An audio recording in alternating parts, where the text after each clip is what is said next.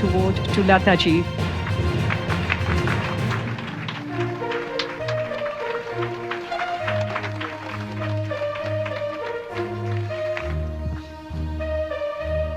एक बात और बहुत उड़ाई जाती है और उसको काफी कुछ छापा भी गया, कहा भी गया कि आशा जी से भी आपके बड़े मतभेद थे और आशा जी को आपने बढ़ने नहीं दिया, अपनी बहन को। आशा को बढ़ने नहीं दिया होता तो आशा का आज इतना नाम होता।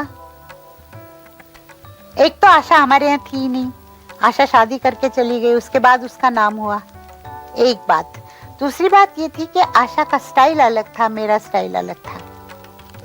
हम दो बहनें हैं, आवाजें भी हमारी मिलती जुलती है, पर वो बहुत अलग स्टाइल के गाने गाती थी और मैं अलग स्टाइल के गाती थी।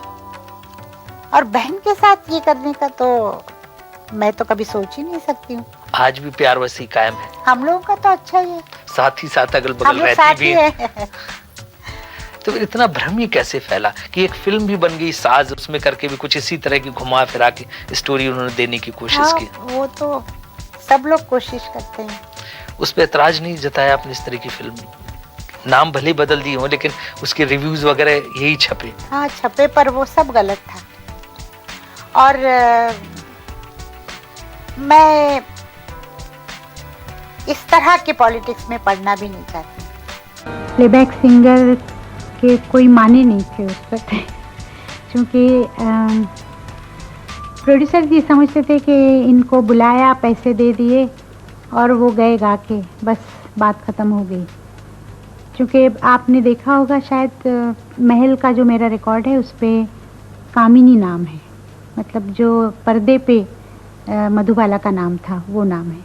तो बाद में मुझे थोड़ा सा ये महसूस हुआ और सबसे पहले बरसात में हम लोगों के नाम पर्दे पे भी आए और रिकॉर्ड पे भी आए, और उसके लिए मुझे थोड़ा सा लड़ना पड़ा कि भैया हमारा नाम क्यों नहीं है। आमिर भाई कर्नाटकी के साथ वो गाना मेरा बहुत चला था, गोरे गोरे वो बाके छोरे। पर हम लोगों का ना एक उस वक्त आपस में बड़ी अच्छी अंडरस्टैंडिंग होती थी गाते वक्त। और जब मैं सीखती थी तो मेरा ख्याल में शायद 5 साल की थी जी। उनकी ड्रामा कंपनी थी और वो खुद क्लासिकल सिंगर थे और ग्वालियर घराने के वो शिष्य थे। और हमारे घर में म्यूज़िक तो दिन रात चलता था क्योंकि वो गाते थे, इस वजह से। तो एक दिन क्या हुआ कि मेरे पिताजी किसी को सिखा रहे थे गाना और वो उठ के चले गए बाहर और वो लड़का गा रहा था, तो मैं खेल रही थी बाहर। मुझे ऐसा लगा कि ये कुछ ठीक नहीं गा रहा है, इसलिए मैं अंदर गई और मैंने कहा ये ऐसा नहीं ऐसा है, गा के मैंने बताया। तो पीछे से मेरे पिताजी आ गए और उन्होंने सुन के उन्होंने मेरी मदर को बुला के कहा कि देखो हमारे घर में तो एक अच्छा गवैया है, हमने कभी ध्यान ही नहीं दिया। तो मुझे दूसरे दिन उन्होंने उठाया और सुबह 6 बजे कहा कि तानपुरा लो और गाने के लिए बैठो। और वो दिन था जो मैंने उनसे गाना सीखना शुरू किया। के फिल्म्स एंड स्टूडियोज हेना, song number 3, take 6। A very big name who has been throughout as a constant companion to a lot of melodies of my film is Lata Mangeshkar.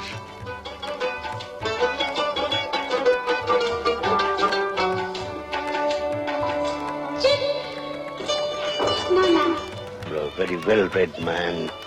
So I feel that yes, being groomed in life itself, and if you are aware that कि प्रतिकार करें या इस खंडन बात करें। इसका क्या खंडन करें? जिसका वजूद नहीं उसका और खंडन क्या? देखिए जब खंडन आदमी करने जाता है ना तो लोगों को लगता है कि हाँ इन्होंने इसीलिए खंडन किया कि कुछ था। जब कुछ था ही नहीं तो मैं क्यों खंडन करूं? मुझे बताया गया था कि ऐसा हो रहा है वैसा हो रहा है, तो मैंने कहा मुझे कोई इंटरेस्ट है ही नहीं। मैं क्या हूं मुझे मालूम है, मैं कितनी अच्छी हूं और मैं कितनी बुरी हूं मैं जानती हूँ। और वाकई मैंने किसका बुरा किया और किसका अच्छा किया ये भी मैं जानती हूँ। पर अगर बातें फैलानी है तो मैं खंडन क्यों करूं?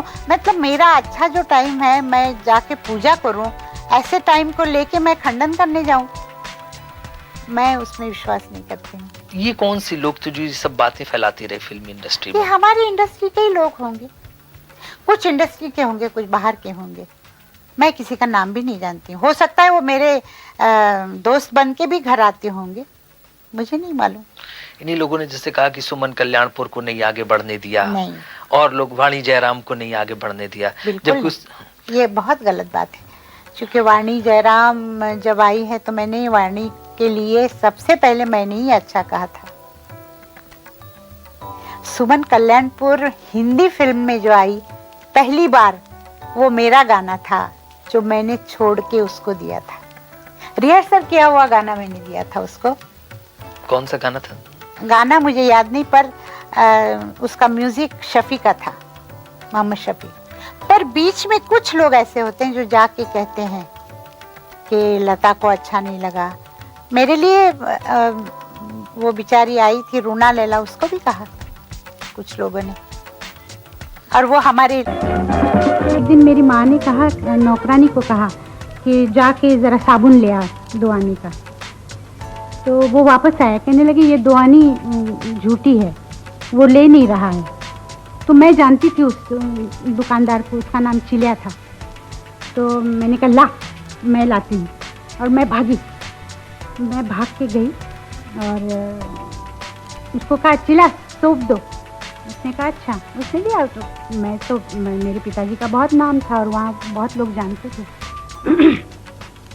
तो मैंने कहा देख ये पैसे डाल रही हूँ। उसकी पेटी में मैंने पैसे डाल दिए, तो वो झूठे थे।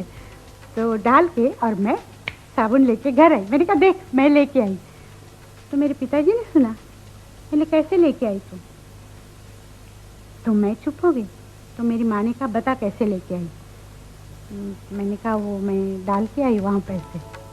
कहने झूठे थे? हाँ। अच्छा, कहने ये दुआने ले जा और उसकी माफ़ी मांग, और ये पैसे उसको दे के आ। तो फिर तो ख़त्म हो गया किस्सा। मैंने तो बैठ के रोना शुरू किया। मैंने कहा मैं तो नहीं जाऊँगी, अब इतना बड़ा ये करके आई हूँ मैं तूफान, और अब जाके मैं माफ़ी मांगूँ। मैं कहा मैं तो नहीं जाने वाली।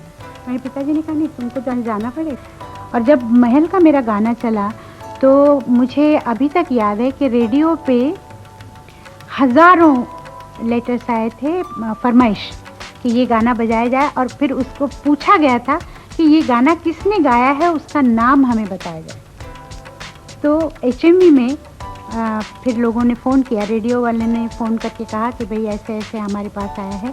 फिर उन्होंने कहा कि ये लता मंगेशकर का गाना है, और वो रेडियो पे अनाउंस किया गया था कि ये लता मंगेशकर ने गाया है। सब जगह हम लोग पैसे मतलब उसी वक्त नहीं लेते थे, तो पड़े रहते थे प्रोड्यूसर के पास। कई जगहों पे मेरे पैसे डूब भी गए। तो बाद में जाके हमने ये शुरू किया कि भाई पैसे वक्त पे लेने चाहिए, उसी वक्त ले तो अच्छा है।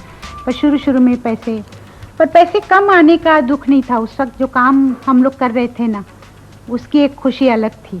पर काम इतना ज़्यादा था कि सुबह 2 गाने किए, दोपहर को 2 किए, शाम को 2 किए, रात को। तो सुबह निकले, रात के 3-4 बजे घर आए, उस वक्त खाना खाया, फिर सुबह 6 बजे उठ के तैयार होके रिकॉर्डिंग पे जाना है। तो फिर अपना ट्रेन पकड़ के जाते थे उधर।